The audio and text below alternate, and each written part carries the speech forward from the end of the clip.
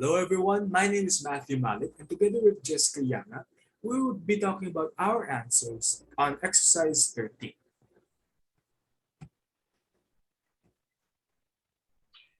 So let's talk about urogenital system. So what's urogenital system? It is also called genitourinary system. The organs concerned with reproduction and urinary excretion. Although their functions are unrelated, the structures involved in excretion and reproduction are morphologically associated and often use common laws. So, kidney.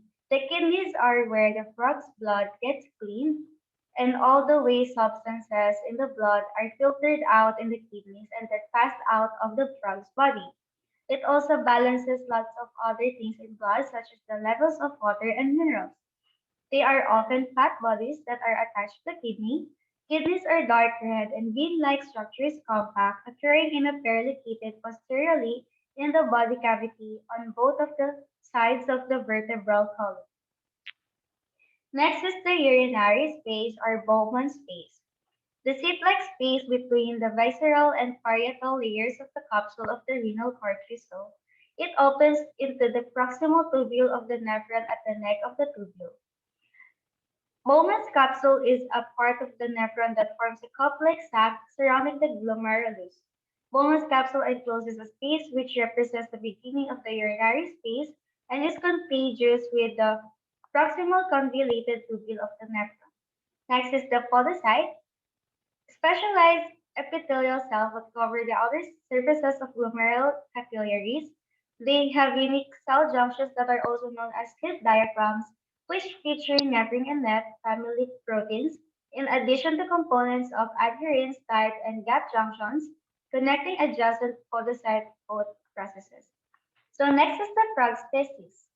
The testis is enclosed by peritoneal membrane and its vas deferens opens into the ureter. It is also known as seminiferous tubules. These are closely packed oval-shaped sacs which separated from each other by thin partitions of supporting tissue known as interstitial tissue. These structures occur in a pair and are yellowish in appearance. These ovoid structures are located in the upper section of the kidneys by a double fold of the peritoneum known as mesorchium. So spermatogonial cysts, in which sperm develop, but in which the epithelium is not germinal. The spermatogenic cells migrate into the cyst from a permanent germinal layer, depending on the species that may lie among cysts at the periphery of the testis or in a ridge along one margin of the testis.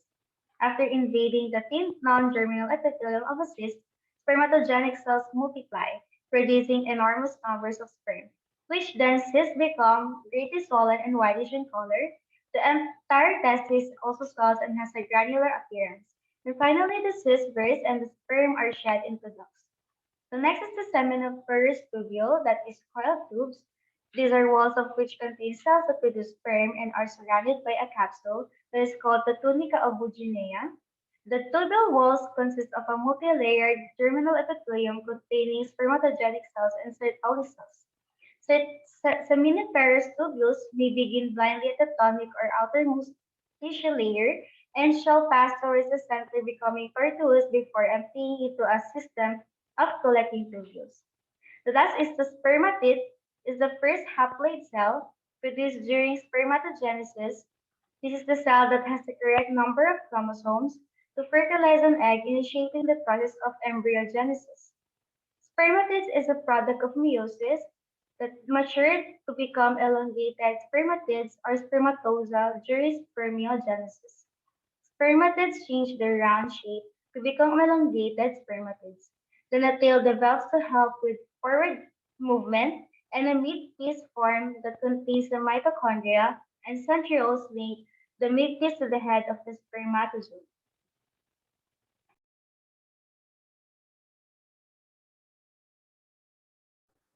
Next, we will be delving into the histology of the ovary. Here we see the microscopic view of a frog's ovary. When you look at this picture, you will observe a covering consisting of connective tissue surrounding the entire ovary.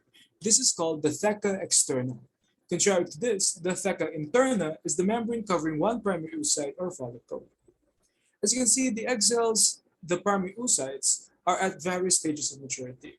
Mature oocytes will show a more distinct appearance with more accumulated yolk pigments. The primary oocyte pointed in this picture has not come to full maturation yet.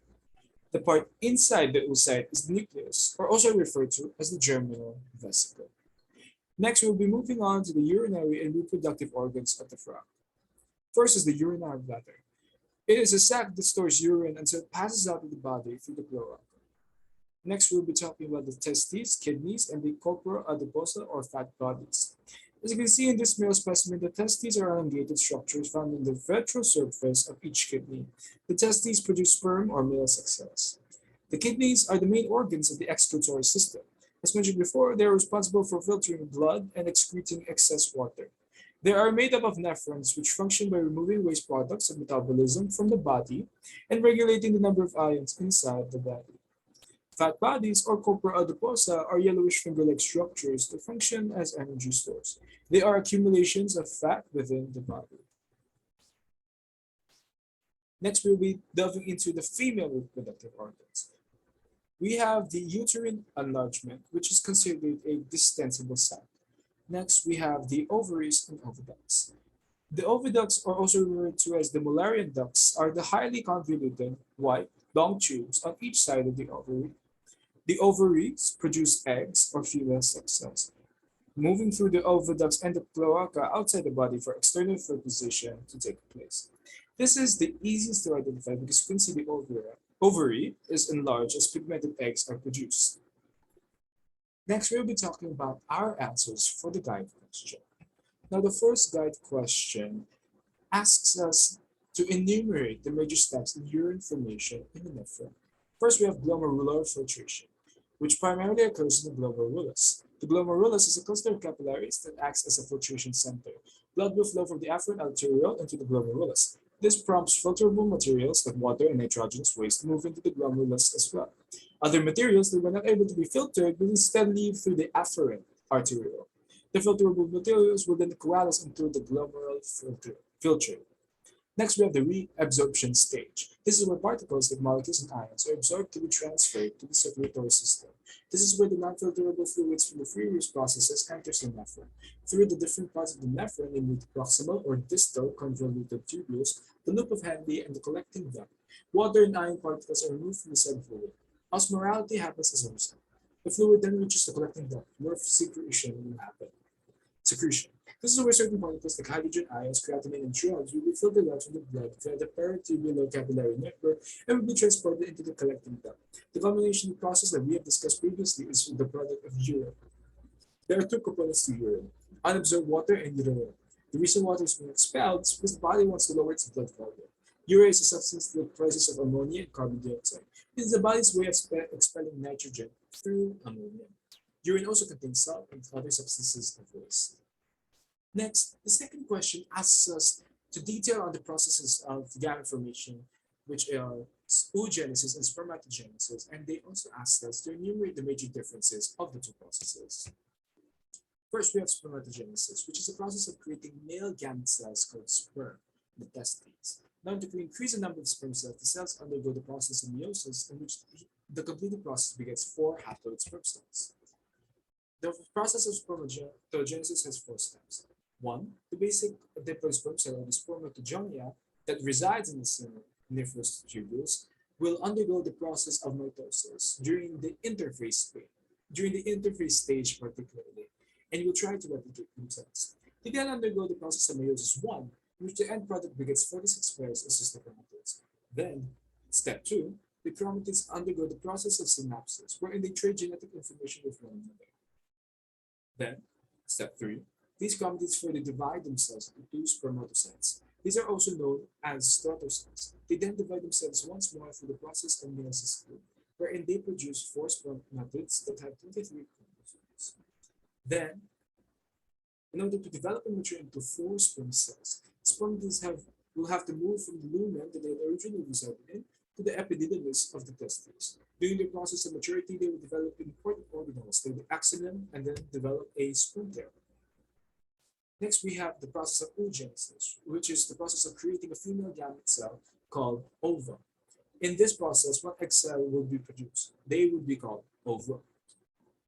So the process of oogenesis requires five stages: the prenatal stage, antral stage, the ovulatory stage, the ovulation stage, and the fertilization stage. In the prenatal stage, the basic oocyte develops and matures, only having gone through meiosis one. This is the stage where the stratified cuboidal epithelium is developed. They have cells called granulosa cells that are capable of producing glycoproteins that develops into the zona pellucida. These are known as an extracellular matrix that forms around the pelvic. Now, next we have the antral stage, where the antrum develops. This is a cavity or space filled with fluids. They're also known as the secondary follicles. In a monthly cycle, the said follicles develop and coalesce into the antrum. This process is aided by luteinizing hormones and other kinds of hormones. Next, we have the pre-ovulatory stage. This is where meiosis one is completed. Two healthy daughter cells, both of different sizes, forms in the aforementioned follicle. One daughter cell will become a pole body. This is determined by the number of cells the plasma receives. Youth cytoplasm would mean the daughter cell becomes a polar body, which means it will not be participating in the formation of the egg cell. The remainder will become a secondary oocyte, which will be participating in the possible formation of the egg cell. Both of these cells will undergo meiosis II. The polar body will complete the stage, whilst the secondary oocyte will stop at the metaphysical stage. Next, the ovulation stage, where the primary oocyte and the follicle cells develop. The primary oocyte becomes a secondary oocyte, and the follicle cells become a follicle. This stage occurs during the menstrual cycle. And then finally, we have the fertilization stage. This is where meiosis II is completed. As a result, it creates a third polar body. In the chance that fertilization does not occur, the oocyte stops developing after 24 hours when ovulation has finished. It will remain during the process of meiosis II. And then it will degenerate and it will be eliminated as waste during the menstrual cycle. Now we have the differences between spermatogenesis and oogenesis. In spermatogenesis, the end product is the sperm. The oogenesis, in terms of the oogenesis, the end product is the ova. Spermatogenesis happens primarily in the testes, while oogenesis in the ovary.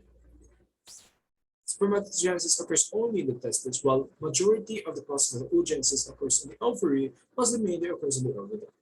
Spermatogenesis happens regularly, while oogenesis happens during specific instances in life.